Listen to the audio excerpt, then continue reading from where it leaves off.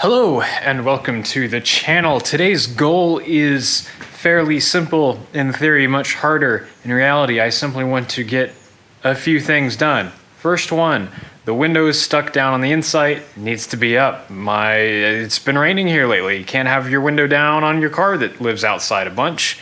The header panel on the Miata has been popping. I think that's because there's a little bit of stiction between the windshield frame and the hardtop panel. And I'd like to get the steering dampener taken off the Ducati. The steering geometry just doesn't really call for one, and even turned all the way off, it's still an additional drag that keeps you from really turning hard into corners. So hopefully I can at least get those three things done today and severely shorten my list of stuff to do. I mean, that thing's not going anywhere anytime soon anyway, so we'll worry about that later. First, though, the insight, because that's the most important since my wife has work tomorrow. If I remember correctly, the only thing I really need for that is a screwdriver to get the door panel off. I'm sure there's something I'm missing, but we'll start with a screwdriver.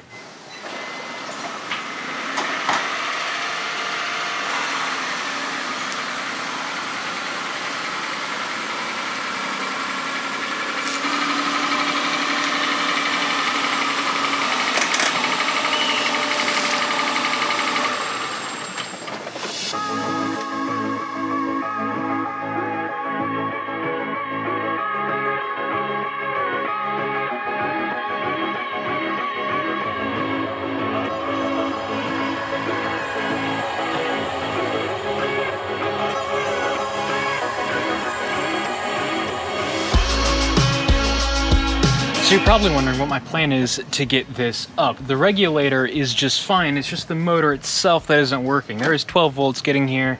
In previous videos, I've disassembled the motor and found some pretty severely worn brushes. I did kind of manhandle it into working for now, but it looks like it's finally given up the ghost.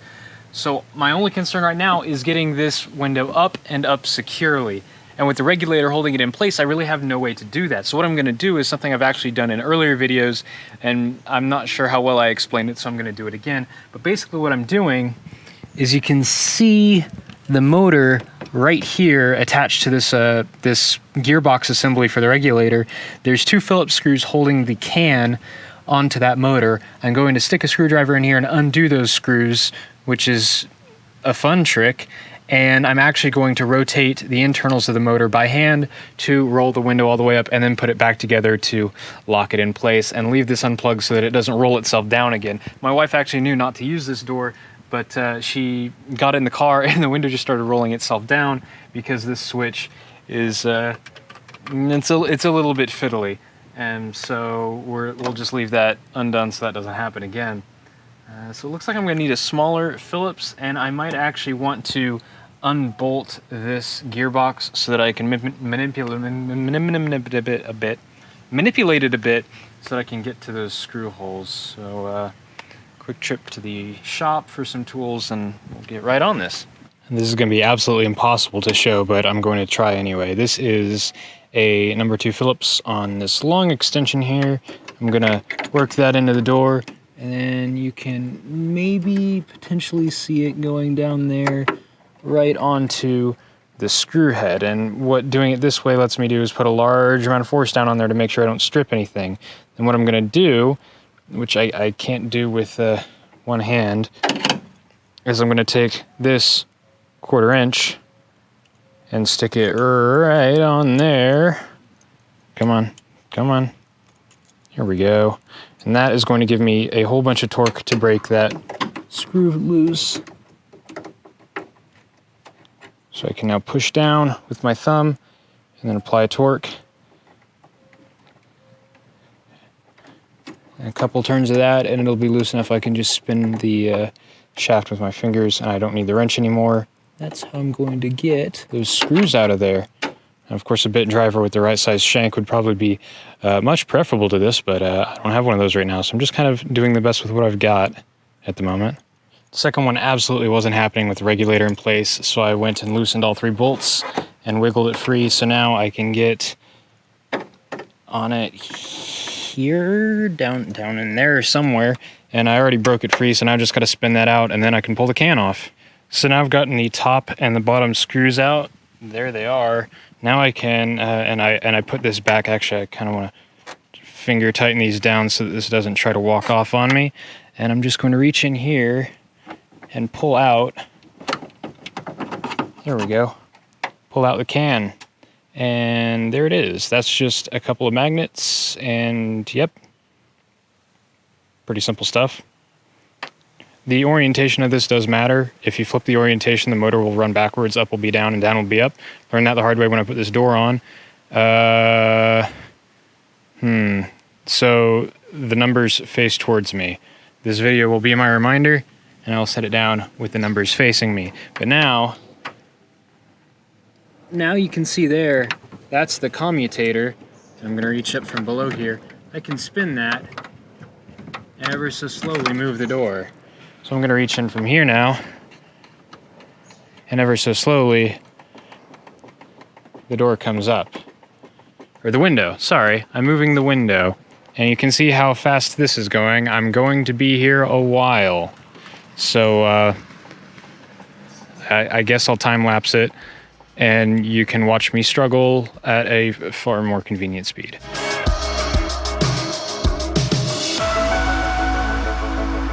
Well, I'm not a complete idiot, just most of one. I realized the only thing keeping me from pulling the window up was the fact that a worm drive can't run in reverse.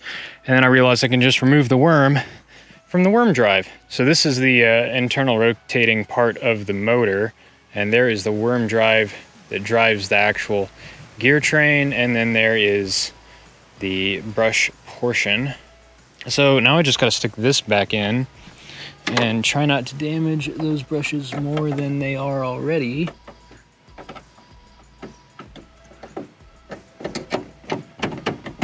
And it kind of screws in using the worm drive, and I'll just use that to...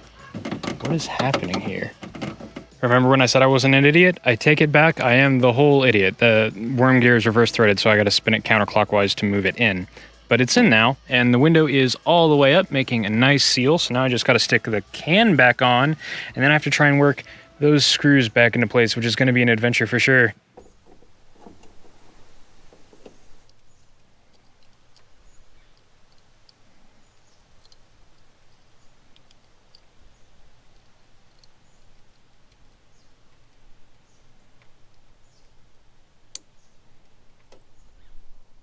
As I mentioned, I'm going to leave this unplugged. I just kind of tucked it here in the wire so it doesn't rattle around too much. That is for the locks. And that is a window up and sealing and watertight-ish. I mean, this seal on the door itself is pretty freaking shot. Look at this garbage. Ugh. I wish these weren't unobtainium so I could actually get a new one, but that is going to stay how it is. I'm going to try and find another motor. Driver motors are pretty much impossible to find. Passenger motors are fairly common used. I might get a passenger motor and see if I can adapt it to work over here. It'll probably be like $40 wasted, but you know, worth a shot to save a bundle. So let's get this door put back together so that my wife can get to work tomorrow.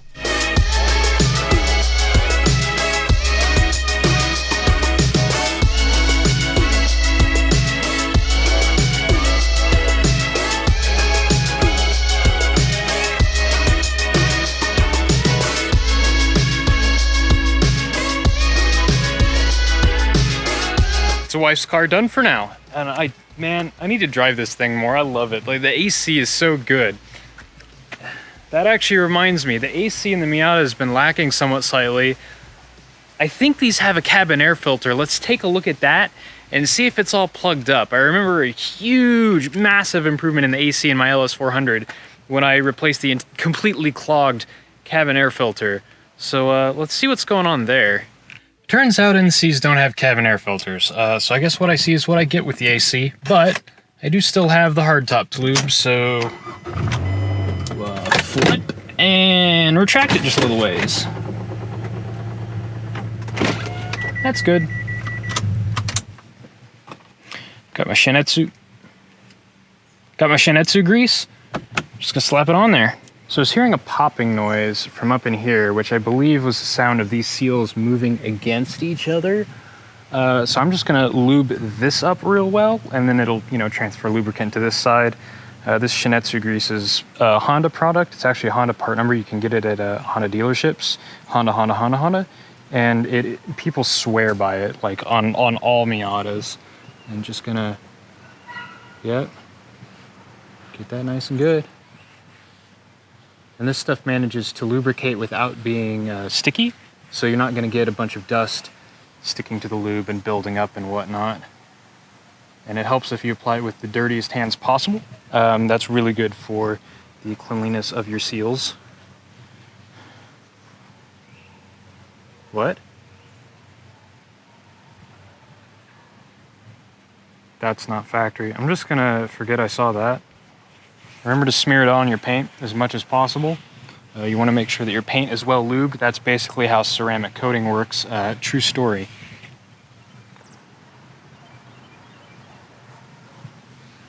So what I think is going on with this is someone wanted to plump up the stiffness of this seal. So they shoved this piece of rubber through there in order to give extra stiffness to the seal and help it seal harder against the hard top. I mean, that's valid, I guess. Someone actually put nylon rope in the door seals on my Fox Body Mustang, so, you know, whatever boats your float, I guess. And you can kind of see how the top mechanism works here. The window detaches from here and folds forward. This folds backward, and then the lid lands on top of all of it, and then this closes back down. It's only, I believe, 2 motors. One to move this, and one to move the whole rest of this. And there's just there's the linkage right there. It's actually incredibly simple and very reliable, and you can see here all of these seals overlap themselves and have drainage channels, and the drainage channels all go to one place, which then vents out the bottom of the car. And cars, I haven't seen one personally, but from what I hear, Mercedes hardtops and the Pontiac G6 hardtop, which I believe was actually a Mercedes design, they don't have that sort of redundancy. They just assume that since it's a perfectly built German car, it's never going to leak or be out of adjustment. So they don't have those sort of doubled up seals, and when it's out of adjustment, you're just screwed and you get wet. One other rattle I had that I fixed just recently was the latch itself here. There was a large amount of play when it was closed, and I noticed that when I closed it, there was next to no resistance because it wasn't actually pulling the hardtop forward like it should. There was far too much of a gap. So I adjusted it so it's within spec, which consists of opening the latch, and then there is a circlip right here that you pull off, a pin that comes out this way after unhooking the spring, and then this plastic cover comes off, and you can twist an adjustment nut underneath this plastic cover, and then you just put it back together. Putting that circlip back on is a huge pain, but then you're all good to go. And yeah, it closes nice now and doesn't rattle. I just had that header panel rattle. So let's go for a test drive real quick, and we'll see if that's gone. Yeah, I can hear just a little bit of popping, but it's not. Ooh, do that. Oh, I bet I look absolutely crazy to everyone else, but dang, the noise is still there. I might have to do a bit of Googling to figure out what's going on. You know what? I bet it's that piece that was added in rubbing against the outer layers of the seal itself, instead of the hardtop half rubbing against the rubber. I bet those parts are kind of gripping and sliding against the tube that was inserted inside there. So I think I need to pull that tube out, lube it, and then put it back. Now that I think of it, this is probably in here to compensate for not adjusting the hardtop. So now that the hardtop's adjusted, oh, does it not go all the way through? Is that it? It's just that little piece there? Hang on. What's going on here? No, there it is. It's in here. It's up in here, but nowhere else along this. I wonder if it slipped out, and that's why I'm suddenly having noises, because look, it's not even in that. It's not even actually inside the seal. In the spirit of science, you always want to do a whole bunch of things at once so that you don't know which one actually fixed your problem. I also lubricated this right here that has been pushed in. So now this is much stiffer right here. It's actually really stiff and kind of standing proud a little bit. The other side's not quite doing that, so I'm not sure if that's actually right or not. And then I also lubricated the underside of the hardtop. So let's latch it back down. Okay, then we'll see what happens when I use the latch. Where is it? Okay. Well, it moved, and it looks like it's about in line with where it's supposed to be, so let's go for another test drive. I'm still hearing it a little bit. Shifting with the left hand is weird. I'm all ready for a right-hand drive car. All right, let's see here.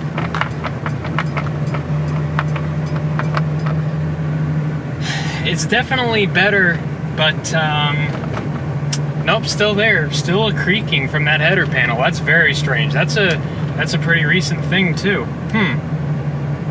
I wonder if the hardtop's within spec and all that stuff up there is now lubricated, every single last piece of it, so I'm not entirely sure what to do. I have had it happen constantly enough that I could press on stuff, and that didn't help at all. So Mazda, you've defeated me. I guess I'll go see if I can win with the Ducati now and fix something there. Now, ever since I got this bike, I noticed that the steering was really, really heavy, and I fixed that on day 2 of ownership when I noticed the steering dampener down there and I turned down the damping. That made it a lot better, but it's still pretty heavy, so I think there might still be some damping going on, and even if there's not, I'd like to get this off of here just in the interest of not having unnecessary nonsense on my bike. This whole bike is held together with 5mm hex, so I'm going to assume that that is a 5mm Allen as well. Well, I was right. 5mm Allen heads. There is the back part of it off and just the top part left to go. And of course I didn't remove the fairings, so I'm making everything way more difficult on myself. But I think this extension might just do the trick. Uh-oh, that's tight. Got it. Haha. I win.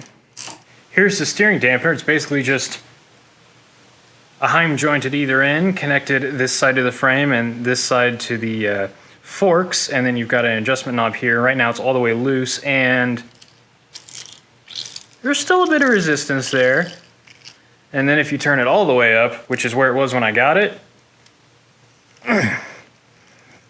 that is some serious, that's not even dampening, that's just make your steering ridiculously heavy for no reason, which I guess is also what damping does. Also disgusting, now my hands are gross, but that is just another piece of garbage done off my bike.